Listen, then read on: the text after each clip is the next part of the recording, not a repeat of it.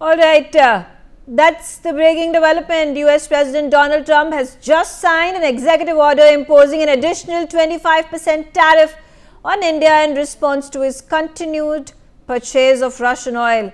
That's the big breaking development, which means India is now going to be paying a tariff to the tune of 50% to the United States of America because of the penalty that has been imposed by the US government led by US President Donald Trump for purchasing Russian oil. Sharad Kohli is on the telecast. Me, Sharad. 24 hours was the window that had been given by the US President Donald Trump. He's imposed an additional 25% tariff on India. How should India be responding to this? Bharat से जो सामान जाता है बहुत लंबी list है, leather है, footwear है, टेक्सटाइल्स है, मशीनरी है, जेम्स एंड ज्वेलरी है, फार्मास्यूटिकल्स हैं, केमिकल्स हैं। मुझे लग रहा है उनको अपने लिए बहुत बड़ी समस्या खड़ी होने वाली है। भारत दूसरे विकल्प ढूंढ लेगा। भारत को कोई चिंता करने की बात नहीं है। हमारे एक्सपोर्टर्स को मैं आश्वासन देता हूं कि उनके लिए पूरी दुनिया व्यापार करने के लिए है। पर अमेरिका एक होता है अपने पैर पर कुल्हाड़ी मारना, वो पैर ही कुल्हाड़ी पर देकर मार रहे हैं। All right, I'll get Ambassador Basuti Mukherjee into the conversation right now. Ambassador Mukherjee, 25% additional tariffs on India. How should India respond? Well, I think that this is going to rebound back on United States completely, because what it amounts to, therefore, is that he is imposing 51% tariffs on India. Whereas he has bypassed China, which imports much more Russian oil, and which is supposed to be, according to the Americans, the adversary of United States, and is supposed to be a threat, which is why the Americans in the first place instituted Quad and AUKUS, etc. In other words, there is a complete contradiction between telling India that we are like United States strategic ally in this part of the world, that we are here to ensure rule-based order in the Indo-Pacific, that we are supposed to be cooperating with the West on different issues, and at the same time imposing 25% extra tariffs on Indian goods while giving China breathing space so that he can make a trade deal with China. I'm afraid to say, Megha, that this is going to do irreparable damage to the India-US strategic partnership on one hand, and on the people-to-people relationship on the other, quite apart from the fact that he may wish to figure out that since United States is not our biggest trading partner, and that we are looking for alternative markets elsewhere, and a lot of Indian goods on which he is putting 50% tariffs sell extremely well in the American market, including for his MAGA base, for instance, pharma, etc. And they are not going to be pleased with him if these products become completely unsaleable. Yes, economists say that we might take a hit of up to 0.5% on our economy, but I'm sure we will be able to survive at 6% rate of growth and come out of it.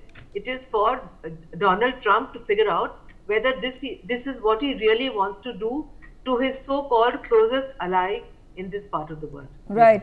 I'm going to quickly get in Andrew Latham. He is the professor of international relations. He's joining me from Washington, D.C. Andrew, what is it that Donald Trump is trying to achieve over here? 50% tariffs on India. At one point of time, not too long ago, US President would go on and applaud India, appreciate India, call it a strategic ally, the best of the relationship between Trump and Indian Prime Minister Narendra Modi. And why the hypocritical behavior? On one hand, China that imports the maximum amount of Russian oil has been given a 90-day reprieve. Donald Trump continues to pander to China and has been giving every single day a statement saying, I would like to go and visit Beijing. I hope China invites me to Beijing. What's the deal? Yeah, I'm afraid that question was a little garbled. It's a bad connection or something, but I got the gist of it. And trying to understand the Trump administration's policy towards the Indo-Pacific, whether it's China or ASEAN nations or India, is complex. There's a lot of things going on. On the one hand, Trump and the boys have been emboldened. They got what they wanted out of Japan and the European Union, and they got it in their own minds by playing hardball, to use an Americanism, to employing sticks rather than carrots, and they got what they wanted, more or less. India has been particularly recalcitrant for domestic political reasons, but also for geopolitical reasons. In an era of multi-alignment, India is not always on Team USA. It is an independent, autonomous actor that pursues its own interests on the global stage, and sometimes those align with America's and sometimes they don't. Is it a mistake? Yes, on two levels. First of all, there is no point to antagonizing a natural partner, not ally because there's no treaty, but a natural partner in the Indo-Pacific, in the Quad, for example, but other less formal relationships. Why endanger that? The United States needs India on Team America, even if not 100%. Okay, there's that. And then there's domestic politics in the U.S. The Indian diaspora in the U.S. is the most wealthy. It's wealthier than the descendants of the Mayflower. It is the wealthiest. 1 in 19 doctors in the United States are Indian. And it is a constituency which has historically gravitated towards the Democratic Party. But since Donald Trump was first elected, he's been able to draw a certain percentage of the Indian diaspora in the U.S. towards the Republican Party. And that was accelerating for a while. But now, I fear, that's going to decelerate and perhaps reverse. I think he is irritating a lot of members of the Indian diaspora in the U.S. who might otherwise be inclined to support him and the Republican Party going forward. So in terms of domestic politics and in terms of geopolitics, I think miscalculation would be a charitable way of putting what is, in fact, probably something of a disaster. Right. Dr. Sharad Kole, what is going to be the immediate impact of it? We've already seen that the rupee has been in a volatile condition because of the Trump tariffs, these threats that have been issued by Donald Trump, and markets have been, jittery for the last few days. Good evening, Megha. Good evening to my fellow panelists and NewsX viewers. This is a ridiculously disastrous decision, I would say. It's self-destructive, is all I can say. I completely agree with Andrew. And I would, through your show, there are a lot of people, Megha, who watch NewsX overseas as well, either through social media or through direct telecast. I would like to call out to 6 million plus Indians and PIOs in America to get together. These are the very people, when Prime Minister Modi travels there in the stadium, he addresses them. They say Modi, Modi so many times. I would like to call out to them. I would like to call out to them and tell them they must get together and they must submit a memorandum to to President Trump that what he is doing is absolutely wrong. This is going to harm the economy of America. This is going to harm the relations between India and America. India has been a very strong ally of America, a natural ally. One is the oldest democracy, one is the biggest democracy. I am surprised he's trying to needle India, needle Pakistan for that matter, as a matter of teasing India. Yeah. And he's put the Chinese tariffs on hold for 3 months. I'm not sure what was the hurry, because even China is buying a lot of oil from Russia. If this is about Russian oil, then President Trump has to look into his own country, which imported $3 billion worth of goods in 2024 from Russia. And this included uranium hexafluoride, this included palladium, this included fertilizers. There's a long list of items. This is hypocrisy, Megha, at its best. I condemn this move completely. And you wait and see, can America manage without Indian goods? Can America manage without so many goods coming from there? You will see protests happening in America very soon. We saw protests happening in Los Angeles a couple of days ago. This protest is going to spread, and this is a self-destructive move for America. You wait and see what happens to inflation, Megha, when the American people there'll be a hue and cry amongst the people of America. I'm also being joined by Dr. Ajay Dua and talking about how Trump has been needling India. It has been poking India, especially in going about all-out support to Pakistan, he goes about developing oil reserves, which are a fraction of the amount of the oil reserves even India has. Forget about Russia or Iran or United States of America, hyphenating India and Pakistan. But the worst of it all, a 50% tariff on India. Look at what Brazil has been facing. Yesterday, Lula da Silva, the president, has come out and made a statement. I refuse to negotiate. I refuse to have a dialogue with Trump. I would rather speak to Modi. I would rather speak to Xi Jinping. I would rather hold a phone call and talk to the Russian president, Putin. Do you think Trump is further pushing India away into the arms of Russia, Iran, and China?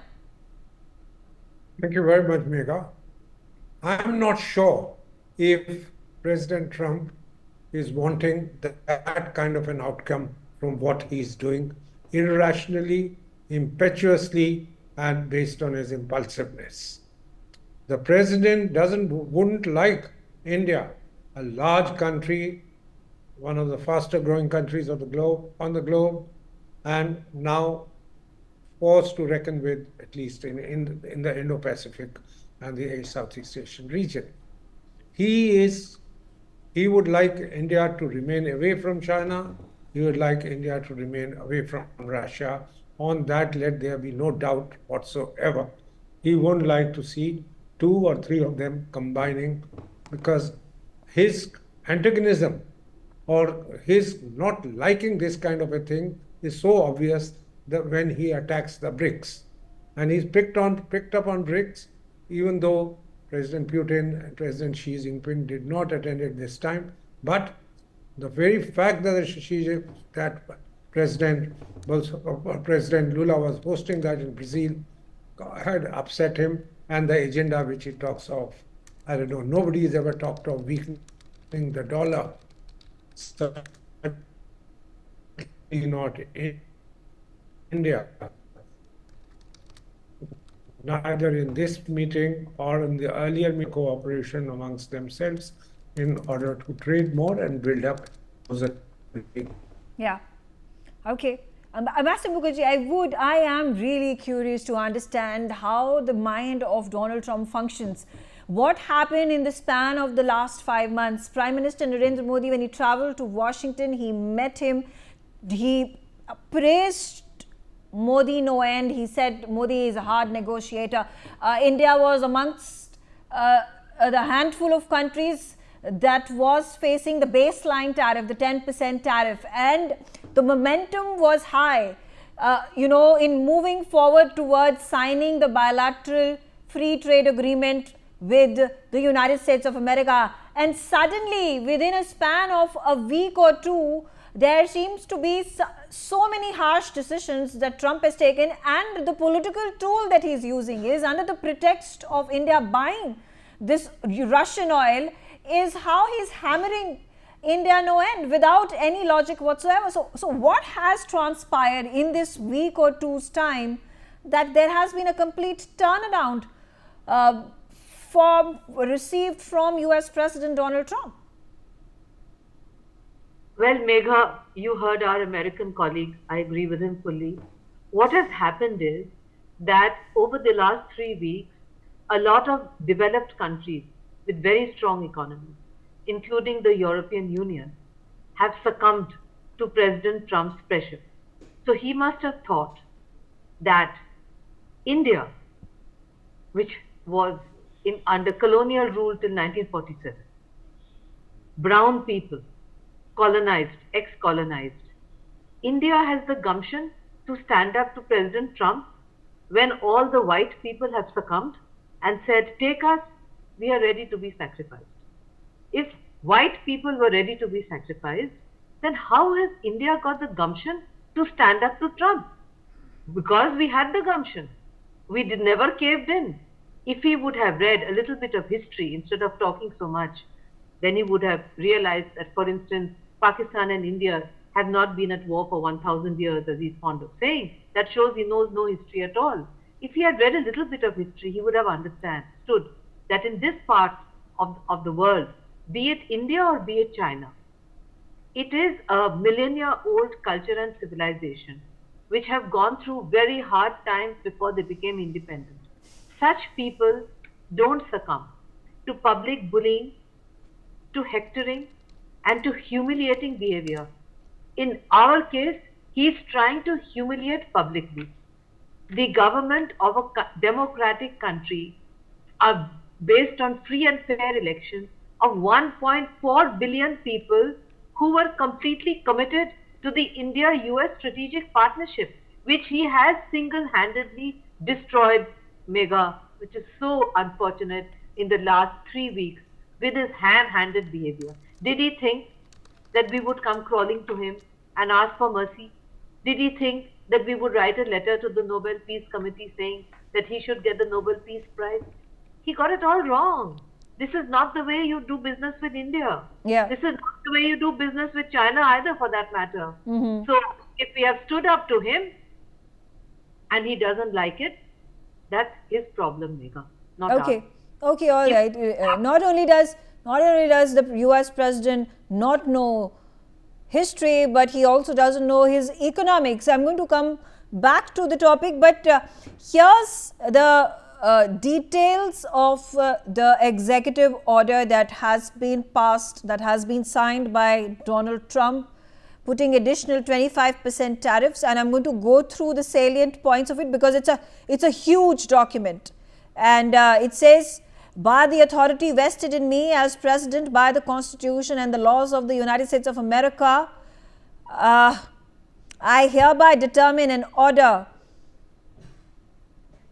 that the prohibition of certain imports and new investments with respect to continued Russian Federation efforts to undermine the sovereignty and territorial integrity of Ukraine expanded the scope of the national emergency declared in the executive order in April 2021, and he says it is going to include the actions taken against Ukraine by the government of the Russian Federation to address that unusual and extraordinary threat to the national security and the foreign policy of the United States.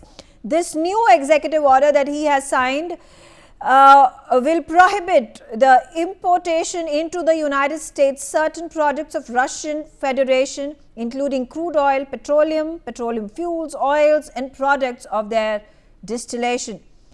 And so that's actually a straightforward sanctioning of Russian products being brought into the United States of America. And then he goes about giving, this entire executive order goes on to give details about the previous order that was signed in 2021, what are the modifications that have to be brought in, and so on and so forth.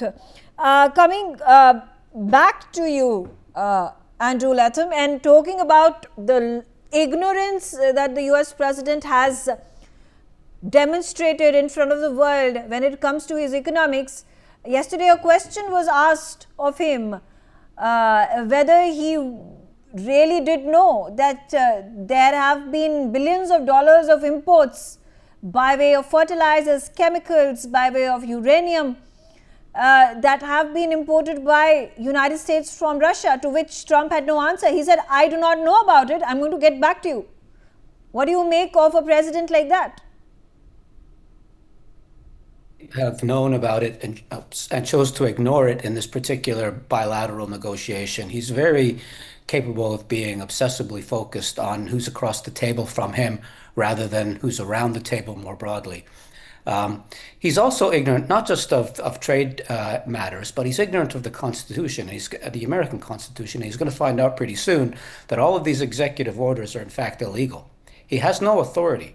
Congress, under Article 1 of the Constitution, reserves to itself the right to make trade policy. He's invoked the IEEP, the International Economic Emergency Powers Act, which was put in place post-9/11, post-9/11, to deal with rogue states and terrorist organizations, and doesn't mention tariffs at all. It talks about sanctions. And we know what sanctions are, and they're different than tariffs.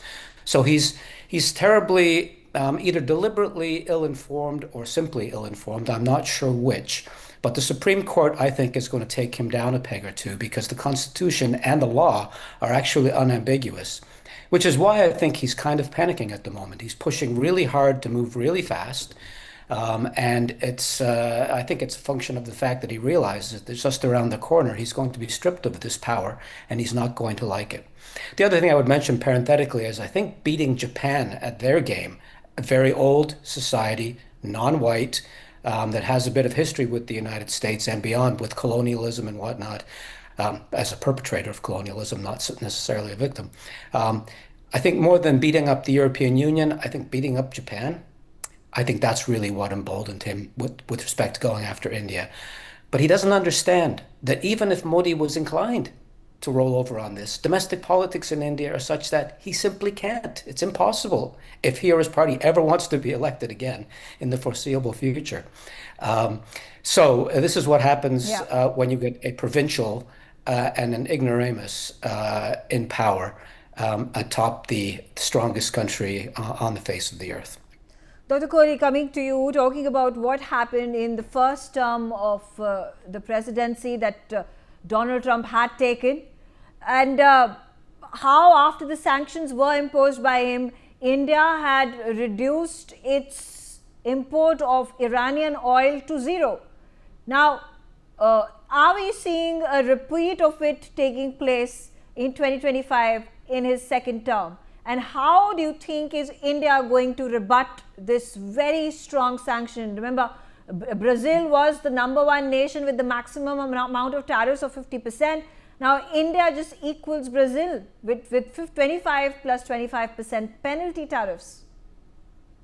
Well, Megha, I've seen a two-tier response from the government of India already. When he called Indian economy dead, we took it very prudently. We didn't react to it, and we said, we'll see, we'll assess the situation and we'll get back. Then in tier 2, when he started holding India responsible for deaths in Ukraine, that India is funding Russia for war and all that, we saw a very categorical statement from MEA that we showed them the mirror that, look, you're importing too, and your allies, the NATO allies, they are importing even today. 67 billion euros of oil has been imported by EU in the last year, and it is still being imported.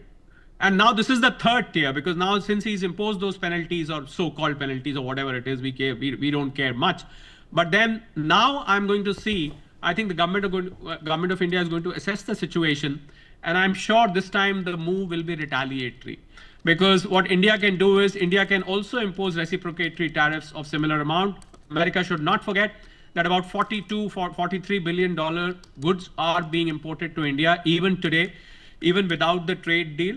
As far as our $86 billion is concerned, we'll find other markets. We've got the whole world to us. America is not the end of the world. Probably President Trump thinks that without America, no country can survive. In fact, he feels that the world cannot survive without America. He's in a complete misnomer. He's living in a make-believe world, and I'm sure he's going to appreciate when the American people are going to be on the roads. But what I fail to understand here, Megha, is that why these sanctions not on Europe? Why these sanctions not on himself? If Russia is so untouchable? So we've seen the change of goalpost, whereas he was worried about the American trade deficit with India earlier. Now, of last 2-3 days, I have seen that deficit word has not been appearing. It's all about Russia. So he was just trying to find an excuse when he found that this deficit thing is not working, because evolution of trade is natural.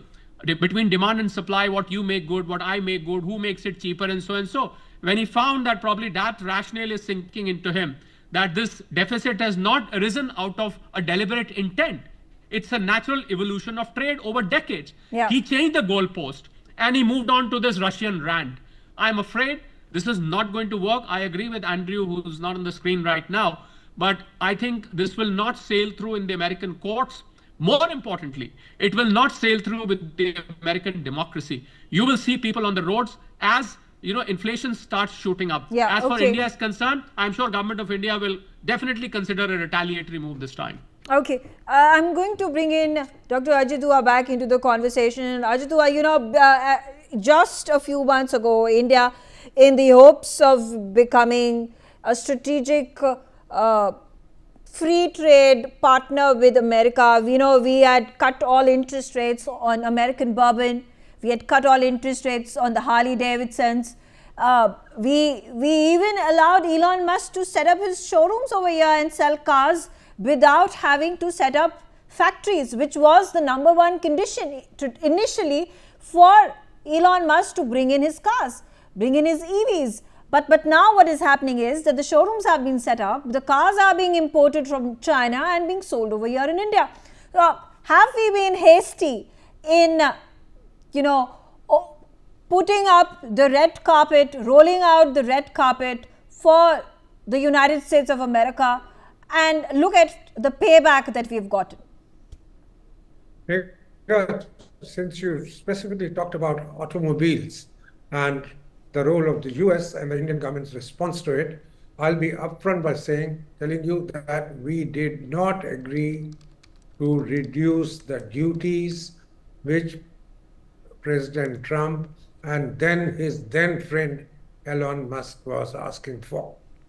All that we have allowed is a sales office to be opened in India for Tesla somewhere close to Delhi, in probably a Delhi suburb, Gurgaon, a huge circle, where the sale of the cars on the same terms and conditions as existed earlier has been allowed so far.